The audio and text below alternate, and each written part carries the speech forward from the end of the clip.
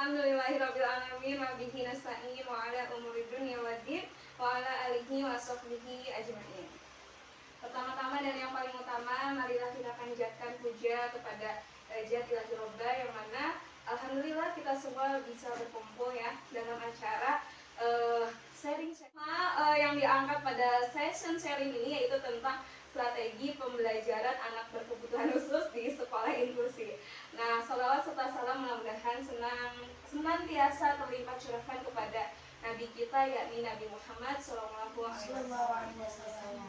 dan kepada para sahabatnya, tabi'in dan tabi'atnya, dan mudah-mudahan sampai juga kepada kita selaku umatnya. Amin.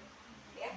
Baik, langsung saja. Jadi hari ini saya akan sedikit memberikan sharing sama ibu-ibu semua ya, Masya Allah, sama ibu-ibu semua tentang pendidikan inklusi gitu ya. Bagaimana strategi pembelajaran untuk anak berkebutuhan khusus di sekolah inklusi. Nah, jadi sebelum kita mengetahui bagaimana sih strategi pembelajarannya, kita harus paham dulu, mengerti dulu apa sih sekolah inklusi itu gitu ya. Nah, sekolah inklusi atau pendidikan inklusi itu adalah pendidikan campuran gitu ya yang terjadi di sekolah formal, di sekolah reguler gitu ya. Inklusi di sini adalah pendidikan campuran yang terjadi di sekolah reguler ya, di sekolah formal gitu ya. Campuran apa? Campuran di sini adalah campuran yang mana anak normal dengan anak berkebutuhan khusus. Jadi anak normal dan anak berkebutuhan khusus itu disatukan dalam kelas yang sama, di sekolah yang sama. Nah, itu disebutnya pendidikan inklusi. Maka dari itu sekolah inklusi itu harus bisa memberikan pelayanan secara menyeluruh gitu ya, baik untuk anak normal maupun anak berkebutuhan khusus gitu. Nah, lalu kalau ditanya apa sih anak berkebutuhan khusus itu? Nah, anak berkebutuhan khusus itu adalah anak yang memiliki keterbatasan baik dari fisiknya, emosionalnya, intelektualnya, sosialnya, dan lain sebagainya, sehingga anak berkebutuhan khusus ini memerlukan penanganan yang khusus juga gitu ya.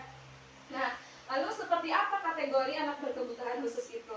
Nah, anak berkebutuhan khusus itu ada anak yang cacat fisik, misalkan seperti dia keterbatasan dalam melihat seperti tunanetra, terus ada yang keterbatasan dalam mendengar atau disebut juga tunarungu, lalu ada yang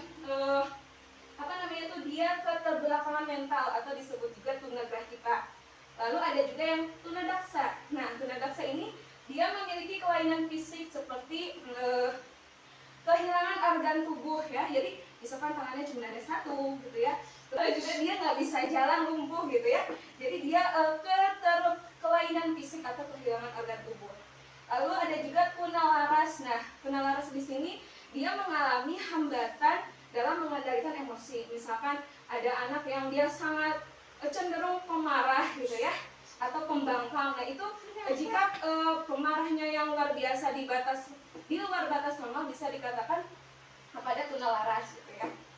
Lalu ada juga yang berkebutuhan khusus yang mana seseorang itu mengalami kesulitan dalam belajar. Nah, itu kategori-kategori anak berkebutuhan khusus. Nah, yang mana anak berkebutuhan khusus dicampur dengan anak normal dalam satu sekolah. Nah, ini maka dari itu sekolah ini harus bisa memberikan pelayanan secara menyeluruh, baik untuk anak berkebutuhan khusus maupun untuk anak normal gitu ya.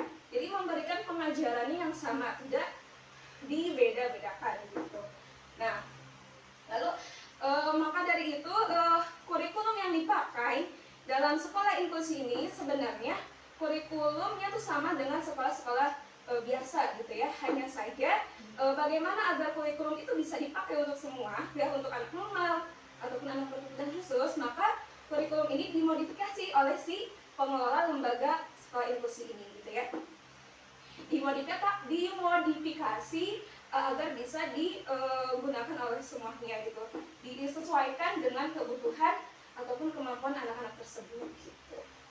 Selanjutnya strateginya gitu ya. Tadi kan sudah kita menjelaskan tentang pengertian sekolah inklusi, lalu anak berkebutuhan khususnya bagaimana, seperti apa. Nah, lalu selanjutnya adalah strategi pembelajaran anak berkebutuhan khusus di sekolah inklusi. Nah, agar pengajaran tersebut bisa terkelola gitu ya secara menyeluruh, anak normal sama, anak berkebutuhan khusus sama gitu, istilahnya diberikan pengajaran yang sama, maka harus punya strategi gitu ya, memiliki strategi pembelajaran sehingga bisa diterima oleh anak-anak tersebut. Nah, di sini ada strateginya. Yang pertama, seorang guru yang mengajar di sekolah inklusi harus dibekali pengetahuan tentang anak berkebutuhan khusus. Karena mereka mengajar bukan hanya anak normal, tapi anak berkebutuhan khusus juga. Nah, ketika seorang guru itu memiliki pengetahuan tersebut, dia bisa mengidentifikasi mana anak yang memiliki gangguan secara intelektualnya, sosial emosionalnya, maupun sensori neurologisnya gitu ya, sehingga bisa mengklasifikasikannya gitu ya, dan bisa menanganinya dengan baik gitu ya. Nah, selain punya pengetahuan itu, strategi selanjutnya adalah bagaimana seorang guru itu bisa menyesuaikan kegiatan belajar mengajar antara anak normal dengan anak berkebutuhan khusus gitu ya. KBM-nya, kegiatan belajarnya disesuaikan gitu. Nah, sekarang, bagaimana supaya pengajaran itu bisa disampaikan dengan baik? Nah, terutama untuk anak-anak yang sekolah di inklusi itu, salah satunya yaitu dengan menggunakan alat permainan edukatif atau APE gitu, agar lebih menarik dan bisa tersampaikan gitu, agar bisa diterima oleh anak-anak yang sekolah di inklusi itu. Ini APE ini sebenarnya bisa digunakan untuk siapapun gitu ya, untuk anak berkebutuhan khusus ataupun untuk anak normal gitu ya. Nah, hanya saja untuk anak berkebutuhan khusus mungkin cara penyampaiannya berbeda. Misalkan kalau untuk anak tunarungu kan dia tidak bisa mendengar ya. Jadi belajarnya itu menggunakan penglihatan gitu ya. Gitu. Jadi bagaimana kita menyampaikan kepada anak, dia tidak bisa mendengar tapi dia bisa mengerti walaupun melalui penglihatan saja gitu. Maka dari itu menggunakan bahasa isyarat gitu ya. Nah, ya seperti biasa cara penggunaannya, kita jelaskan cara penggunaan APE ini bagaimana, yaitu yang pertama mengenalkan angka-angkanya terlebih dahulu. Nah, mengenalkan angka-angkanya menggunakan bahasa isyarat. Misalkan ini angka berapa? 5. Kalau untuk anak normal kan kita bisa menyebutkan ini berapa? 5. Ini berapa? 5. Nah, kalau untuk anak tunarungu mungkin hanya dengan isyarat. Misalkan 5 gini ya, menggunakan tangan gitu. Nah, terus cara selanjutnya kita hitung ininya. 1, 2, 3, 4, 5.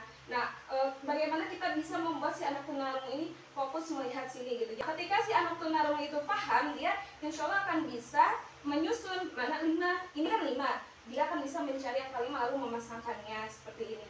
Misalkan ini 3. Jadi pertama kita kenalkan dulu angka-angkanya gitu ya, dari 1 sampai 10 ini gitu ya. Lalu selanjutnya kita kasih tahu 1, ini 1. Nah, lihat bijinya berarti ada 1. Ini 1. Berarti cari angkanya yang mana? 1. Nah, kalau untuk anak tunarungu berarti pakai bahasa isyarat gitu ya. 1. Nah, insya Allah kalau dia ngerti, insya Allah dia bisa menyusun sendiri. Ini cukupkan sekian session sharing dari saya. Mudah-mudahan apa yang disampaikan bisa bermanfaat.